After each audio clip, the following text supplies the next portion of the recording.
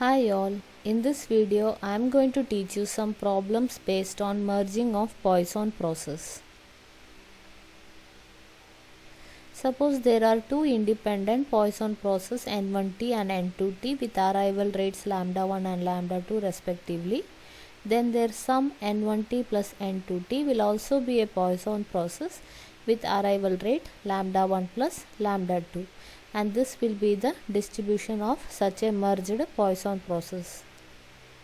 Problem 1. Two light bulbs labeled A and B have exponentially distributed lifetimes if the two lifetimes of the two bulbs are independent and the mean lifetime of bulb A is 500 hours while the mean lifetime of bulb B is 200 hours. What is the mean time to a bulb failure? So here the mean lifetime of bulb A is given, also the mean lifetime of the bulb B is given. Here they have asked you to find out the mean time to a bulb failure. So let us consider this as a single system of bulb A and bulb B respectively. And since the burnout rate of both bulb A and bulb B is given, let us take lambda A and lambda B for bulb A and bulb B. And you know that the mean of exponential distribution is 1 by lambda. Therefore 1 by lambda A is given 500 and 1 by lambda B is given 200. From this we can find out lambda A as 1 by 500 and lambda B will be 1 by 200. Let us consider this as a single system which will be exponentially distributed lifetime with the mean 1 by lambda. And you know how to find out lambda. You have to add both lambda A and lambda B. We know lambda A and lambda B. By simply adding, we will get the lifetime to a bulb failure. So 1 by lambda will be the answer. So 142.86 hours. Problem 2. Buses owned by two different companies A and B arrive at the same bus stop. Buses owned by A arrive as a Poisson process of rate 2 per hour and buses owned by B has arrival rate of 1 per hour. Assuming that the two processes are independent, what is the distribution of the waiting time to the arrival of first bus of either kind? So here also we are considering it as a single system because we doesn't bother whether it is buses owned by A or buses owned by B. We can choose any bus. We just want to find out the waiting time of the arrival of the first bus. And second question is, what is the expected waiting time of first arrival?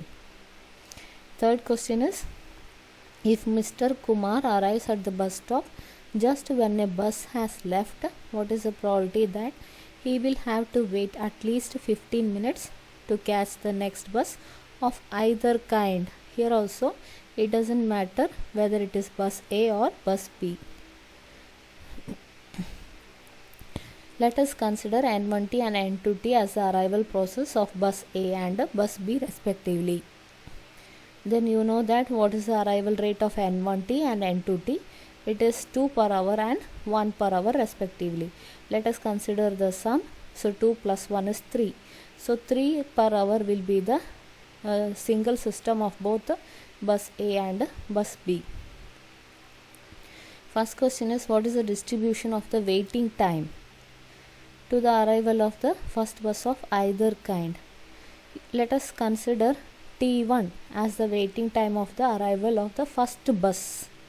And you know inter-arrival times will follow exponential distribution with parameter lambda, and lambda being 3, we get our distribution function as lambda into e raised to minus lambda 3, put lambda equal to 3. The second question is, what is the expected waiting time of the first arrival? We have already found out the waiting time of the first arrival. We have to find the mean of this. We know the distribution function and you know it is an exponential distribution. Therefore the mean will be, expectation will be 1 by lambda. So 1 by 3 is the answer. You have to convert it in terms of minutes. Question C. If Mr. Kumar arrives at the bus stop just when a bus has left, what is the probability that he will have to wait at least 15 minutes to catch the next bus of either kind. That means when he misses a bus, he didn't get a bus up to 15 minutes. When the time is more than 15 minutes, he get a bus of either kind. So here we have to find the probability of the arrival time greater than 15 minutes, where 15 minutes is converted in terms of 1 hour, 1 by 4 hour. So probability of t greater than 1 by 4, you know it is e raised to minus lambda t. Put lambda equal to 3 and t equal to 1 by 4, you get the probability. Problem 3. Messages arrive at a computer from two telephone lines as independent Poisson process of rate 3 and 5 per hour respectively. What is the probability of no message would arrive at the computer in the first 30 minutes of operation? Second question, what is the probability distribution of the inter-arrival time of the messages arriving at a computer? So here also it doesn't matter from which telephone line we get the messages. So let us consider this as a merging of a Poisson process. The third question is, what is the probability that the first message arriving at computer is from the first telephone line?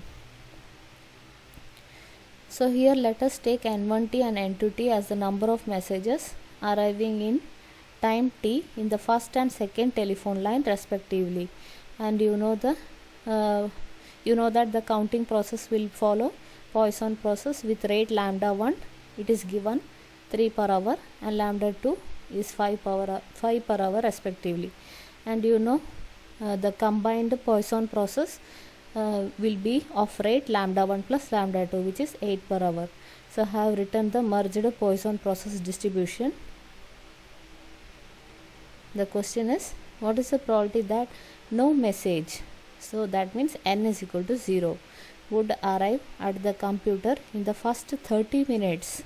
That means here t is equal to 1 by 2. You have to convert in terms of hour because lambda is also in terms of hour.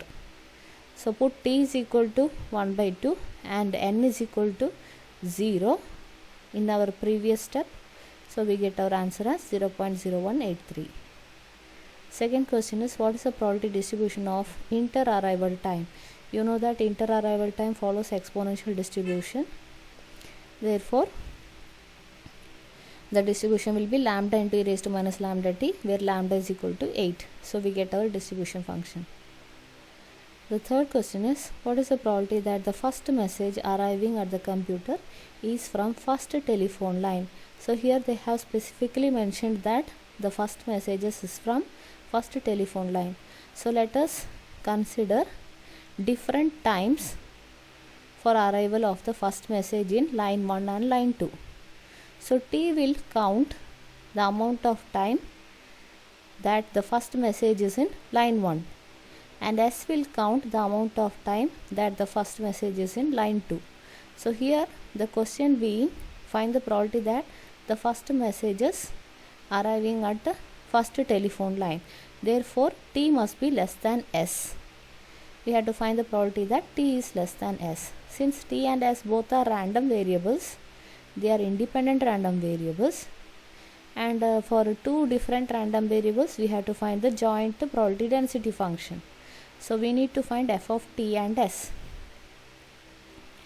But you know that t being inter-arrival time and s being inter-arrival time, they follow exponential distribution with the rates 3 and 5 per hour, isn't it? So f of t is lambda into e raised to minus lambda t, where lambda is 3.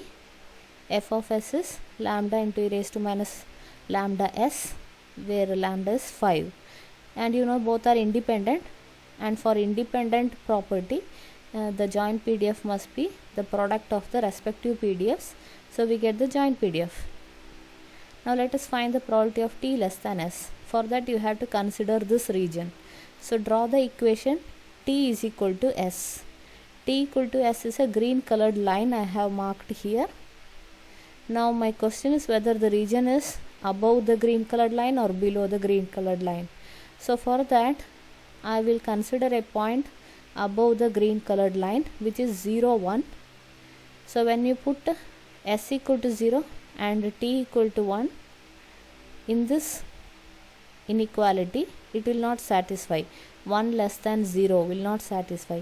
Therefore the point 0, 1 will not lie in our region.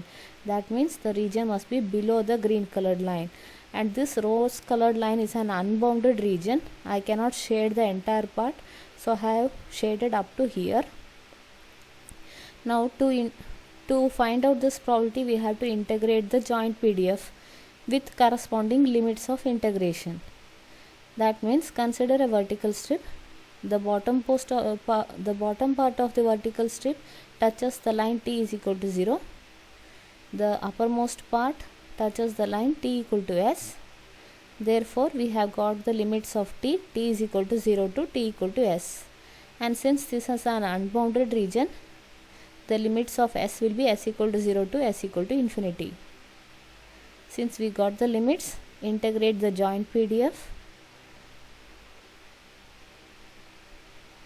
Okay, so we get our answer.